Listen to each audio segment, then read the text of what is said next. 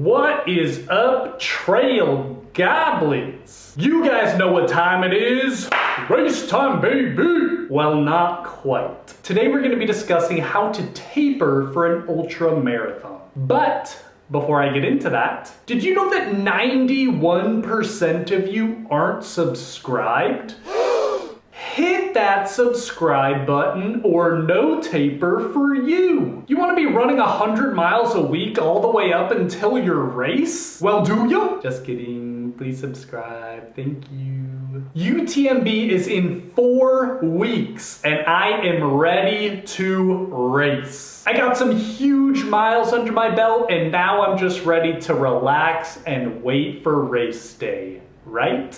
Well, kind of. There's a lot of different ways to taper, so today I'm going to be discussing how the pros taper, how intermediate people should taper, and how beginners should taper. Starting with the pros, let's take a look at Katie Scheid, Jim Walmsley, and Killian Jornet. So this year when she did Western States 100, which she won, she started tapering 3 weeks before the race. The first week of her taper was 108 miles, and yes, this was a taper week for her. The week before, she had run 131 miles, so she was stepping down in mileage for this week. Then a week before the race, she did 62 miles, and then the week of the race, she did 40 miles before starting the race on Saturday. So in terms of long run and speed work, she didn't do any back-to-back long runs or back-to-back long runs like she had been doing building up to her taper. She did still do some long runs, but she did one long run followed by a recovery day followed by another long run,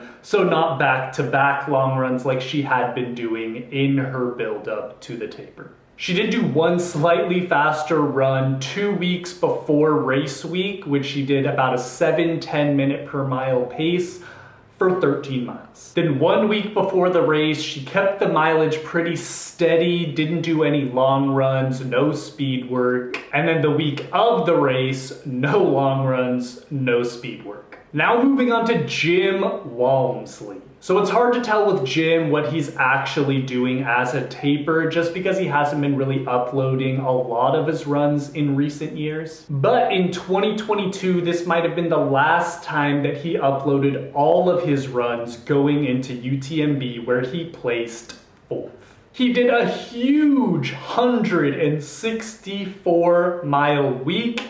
And this was his last big week before he started tapering. The 164 mile week was followed by an 85 mile week. Then after that, he bumped it back up to 111 miles for that week, followed by a 75 mile week. And then on race week, he did 27 miles and then raced on Friday. So Jim pretty much follows kind of like a no taper, which a lot of professional marathoners do as well. So they'll usually start tapering around 10 days before the race and pretty much just be training normally up until that 10 days. So his last long run was 20 miles and he did this 8 days before UTMB. In terms of speed work, he did his last speed workout 2 days before UTMB, where he was running a 6 minute per mile pace in Chamonix. And then 4 days before his race, he did a double VK. So he did 6,000 feet of vert 4 days before his race. It seems like almost instead of tapering, he was almost ramping up his training going into UTMB, which 4th place, did it really work for him? Who knows? Then last up, we got Killian Goudet. So I think that the last taper that he fully uploaded to Strava leading into a race was at the 2016 Hard Rock 100, where he tied for 1st place with Jason Schlarb. So 2 weeks before the race, he ran an exactly 100 mile week. Then the week before his race, he ran a 68 mile week. And then the week of his race, he ran 15 miles. His last long run before Hard Rock was just a quick little summit up to Mount Blanc. 5 days before Hard Rock, He summited the tallest mountain in Western Europe, 20 miles with 19,000 feet of vert. Maybe he just wanted to get in some altitude training before Hard Rock. It is a very high elevation race, so who knows. Before his race, he focused mostly on getting a lot of vert and not a lot of flat running. And it seems like in recent years, what he likes to do is run a lot of shorter races, more like the marathon distance, before going into his 100-mile races. So he's mostly doing those big, chunky training weeks that we see a lot of ultra runners doing on skis at the end of winter. Then he does a couple of shorter races. He does Zagama, Sierra Zanal. These are both trail marathons before bumping up in distance to that 100-mile where he has some speed in his legs from the shorter distances and some big, huge base weeks from those ski weeks. Like I said, he does not upload a lot to Strava, but I would give anything to see those running journals that he's keeping. Those are probably the holy grail of ultra running. Moving on to intermediate ultra runners, which I count myself a part of. This is for people who have a few ultras under their belts, are comfortable with high mileage weeks, and have a little bit more time to train. For these people, we will be following the taper from the book, The Uphill Athlete, written by Steve House, Scott Johnston, and Killian the Goudet. So let's take a look at how they recommend you taper for a 100-mile ultra. So the taper starts 4 weeks before race week and includes 1 speed workout and 1 long run. The weekly mileage is pretty low, as you can see. 35 miles, followed by 45 miles, followed by 40 miles, followed by 20 miles, followed by 15 on your race week. There's also an intensity week added into the taper, which isn't too different from the rest of the weeks, just a little bit more vert on this week, and it's slightly longer.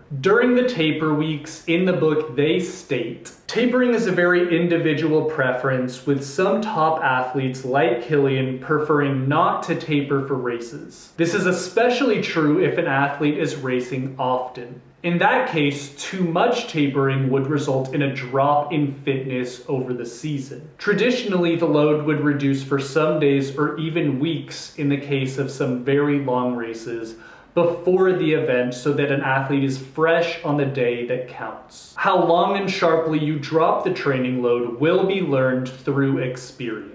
Our example plans will include traditional taper periods. In general, A priority races will deserve the more dramatic taper than B priority races. C priority events will be treated as normal workouts. The training is over once you enter a taper period. You should not try to sneak in some special or new workout in hopes of getting fitter or faster. The time for that is long past. You want to gradually reduce the training load as little as necessary to allow your legs to refresh without losing fitness. That's a tricky balancing act. Are training for an A race, which is your priority race for the season, you should do a more traditional taper like a 4-week taper. This will ensure that muscles are fully recovered from your specificity block that you'll be doing in this training plan. It doesn't mean, though, that you'll be dropping all speed work and all long runs. During taper weeks, you'll mostly be shortening weekly mileage and not doing any back-to-back long runs. Also, as you can see, even on the last week of training, we have 30-second intervals, which are 4 30-second intervals at zone 3 with 3-minute recovery jog between reps. So these are just meant to keep your legs fresh and feeling fast. Lastly, for beginners who don't have an ultra under their belts or don't have a lot of time to train,